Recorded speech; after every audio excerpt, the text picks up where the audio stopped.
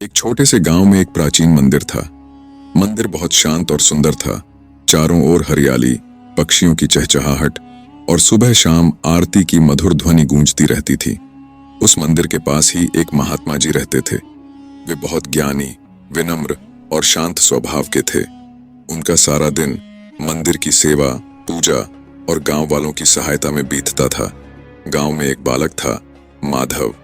वह बहुत तेज तर्रार और समझदार बच्चा था। पढ़ाई में हमेशा आगे रहता और गांव के बच्चों के लिए प्रेरणा था। जब भी उसे समय मिलता, वह मंदिर जाकर महात्मा जी के पास बैठता। महात्मा जी उसे बड़ी स्नेह भरी दृष्टि से देखते और उसे जीवन की बातें समझाते।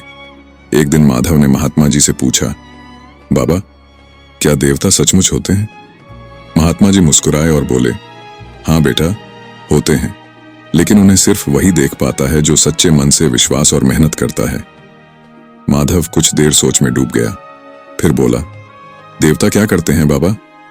महात्मा जी ने कहा, देवता सब कुछ कर सकते हैं।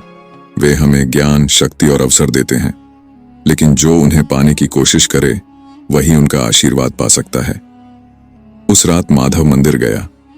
उसने देवता की मूर्ति के सामने हाथ जोड़कर कहा, हे देवता, मुझे मेरी इच्छा पूरी कर दो।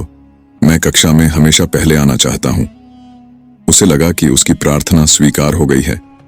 अगले कुछ दिनों तक उसने पढ़ाई पर ध्यान कम कर दिया। अब वह ज्यादा समय खेलकूद और घूमने फिरने में बिताने लगा। उसे भरोसा था कि देवता ने उसका काम आसान कर दिया है। फिर एक रात माधव को एक अजीब सपना आया। मंदिर में वही देवता उसके सामने खड़े थे।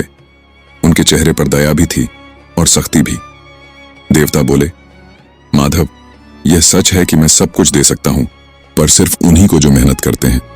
जो लोग बिना प्रयास के मुझसे मांगते रहते हैं, उन्हें कुछ नहीं मिलता।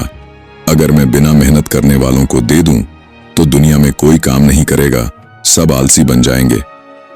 तुम खेलो, खुश रहो, लेकिन पढ़ाई को मत छोड़ो। मेहनत करने वाले के लिए ही मैं दरवाजे खोलता हूं।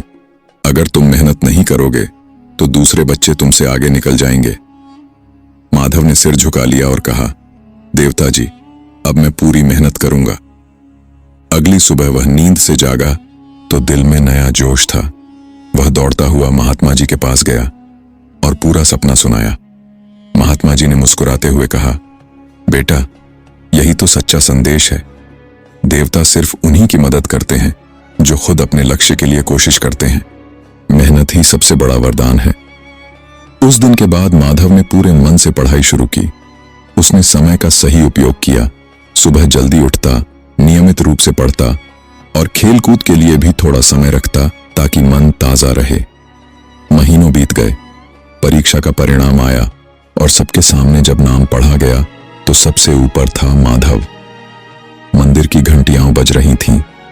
महात्मा जी मुस्कुरा रहे थे और माधव ने चुपचाप देवता की मूर्ति के सामने सिर झुका दिया। धन्यवाद देवता जी, आपने मुझे सिखाया कि सच्चा चमत्कार मेहनत ही है।